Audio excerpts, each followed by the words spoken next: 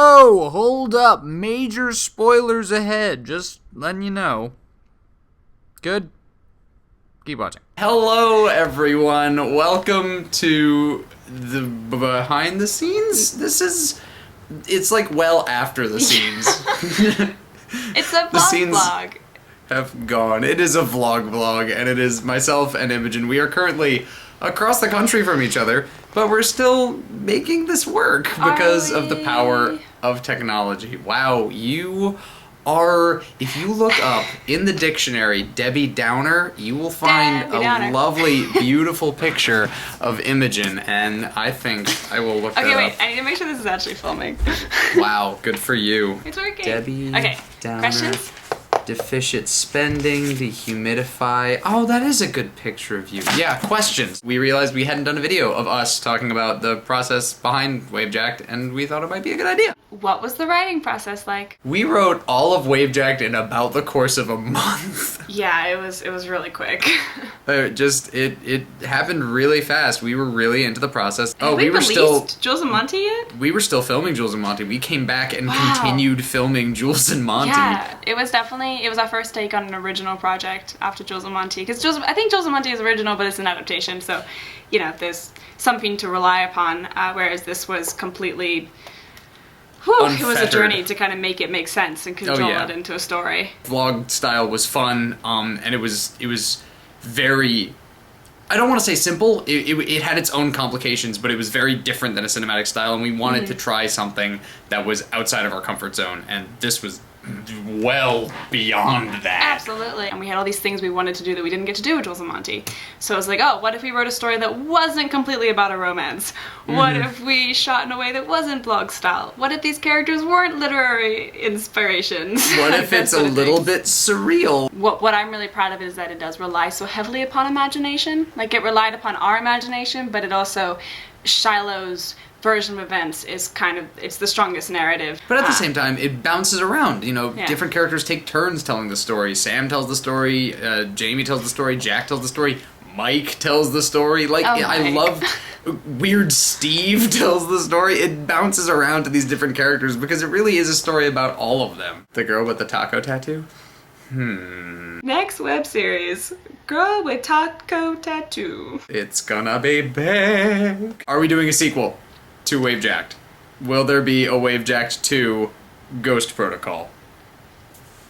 No. There are many ways we could spin it off and do a sequel, but the issue is that our main cast is graduating, or has graduated already. Christina, Kira, Drew, they were all seniors. Like, can't imagine Wavejacked without Shiloh and Jamie. We set out to tell this story. We didn't have another story to write, so if we were gonna make a sequel, it would be like one of those things where, you know, in Hollywood, they make a movie and they're like, it'll be okay, and then it does really, really well, and the studio's like, make another one. It's like, we don't have a story for it, and they're like, I don't care. The story was intended to last one season. Exactly. We told the story we intended to tell, and I'm happy with the one that we told. A laurel wreath? What is that even? It's like very Greek of you. So gauche. So Greek. Gauche is a word I intend to use more often. What does it even mean?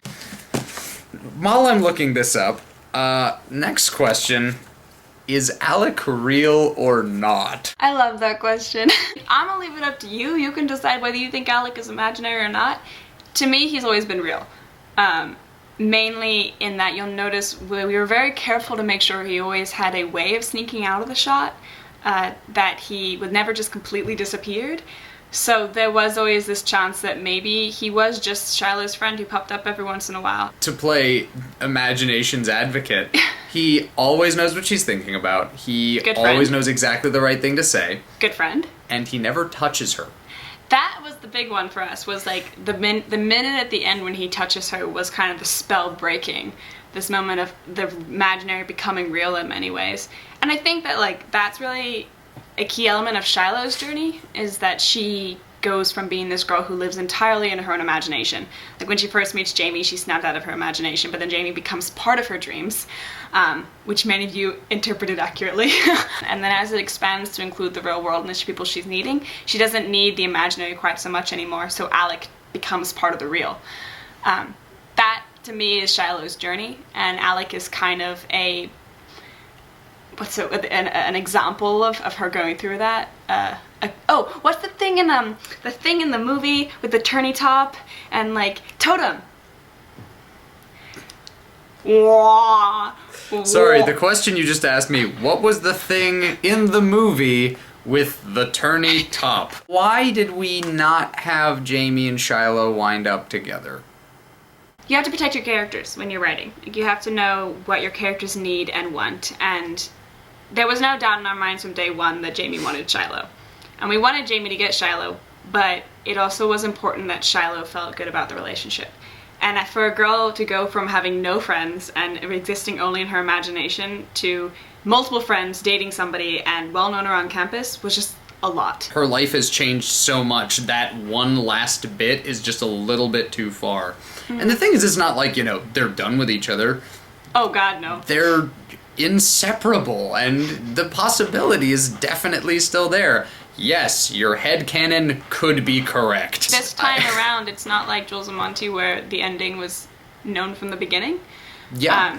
It really was something that we developed as we went along, and I found that it was a really like accurate college ending in some ways. Like, people have these moments in college all the time. It doesn't mean they end up in a relationship, or maybe they do. Enjoy that headcanon, because who knows?